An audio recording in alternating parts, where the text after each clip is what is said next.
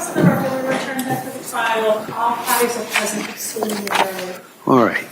So the Commonwealth, having rested Mr. Reddington, does the defendant have a motion? Yes, Your Honor. I passed it up to the court. I don't know if you have it in front of you. It's basically a Rule 25. It doesn't have any memoranda with it, but I would argue, and I would cite to the court the case that was decided of Commonwealth versus Brunette-Silveira. It's Brunette-Silveira.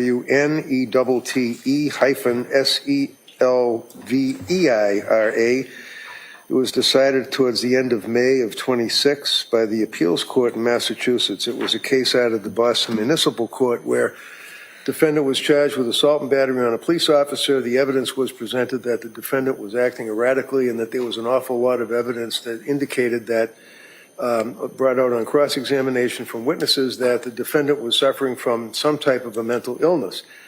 Based on that evidence being presented, the government rested their case, just as they've done here.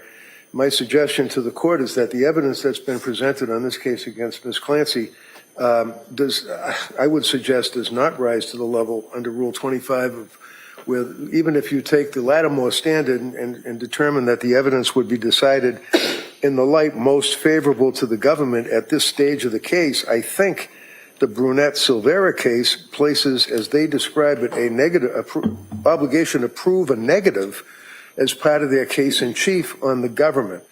I suggest to Your Honor that the evidence that has been presented in this case is overwhelming, that this young woman was clearly and unequivocally suffering from a mental disease or defect, that it was occupying her waking hours, her life, that she considered all of her avenues. She attempted to go to these health care providers, using the term loosely, that she went to these people. She had medication after medication after medication. She was obviously acting, I suggest to the court, in a state that was observed by witnesses that, in fact, that she was suffering from mental disease or defect, and then ultimately this horrific incident. So under that Brunette-Silveira case, there's no evidence, I suggest, from the government that would rebut the fact that there is evidence of lack of criminal responsibility. So under Brunette-Silveira and the cases that were cited in that opinion, respectfully, I would suggest that a required finding of not guilty should be entered on the case.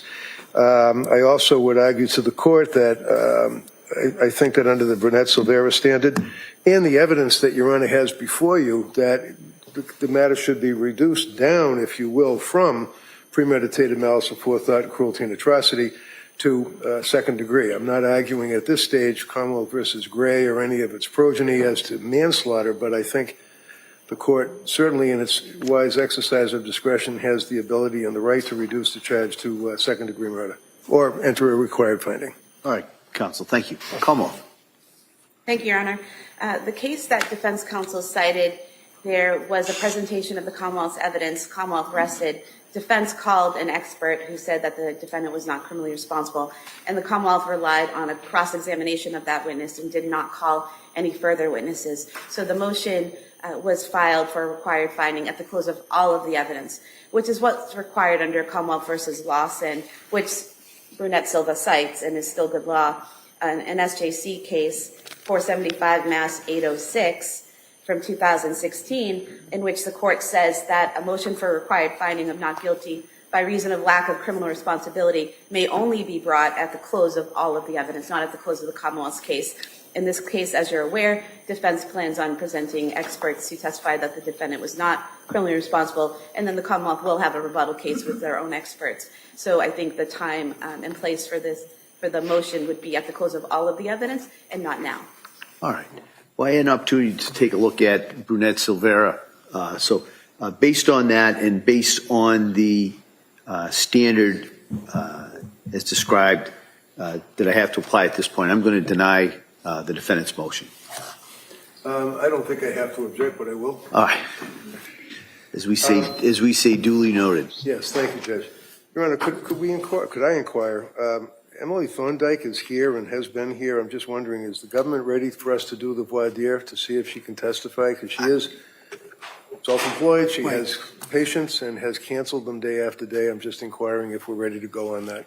All right. So the question I think that we had put this over was in large part because of the records from McLean's. We know if those are in? I've been inquiring with Madam Clerk if there's been any status from the clerk's office, and I've told they haven't received anything. We have a call over to McLean. They've acknowledged the receipt. They were waiting for a call back from somebody at the office. They thought that the records were produced on Friday, but clearly that wasn't the case. So we have a call. We're waiting for a return call. I've provided people in my office the Madam Clerk's email address to get it expedited as quick as possible. So we are working to try to resolve the issue, and the hospital has acknowledged they received the subpoena. We just don't have a response yet. And I would just also remind that we discussed this last week and talked about doing this tomorrow on Tuesday in order to get those records and have time for everybody to get them and review them so that a proper examination of the witness can be done in a voir dire. So, All right. Well, let's do this. Let's do this before we start going at each other. We're going to see if the records come in. All right. The records come in, then we got to determine how long it takes for people to review it and get ready. So if we can do that this afternoon, okay. great. All right. If we can't, I'll hear from the parties as to why we can't. We may have to do it tomorrow. But if we can do that today, I do understand that witness has been here a number of days. But at this point, it's a question of the records coming in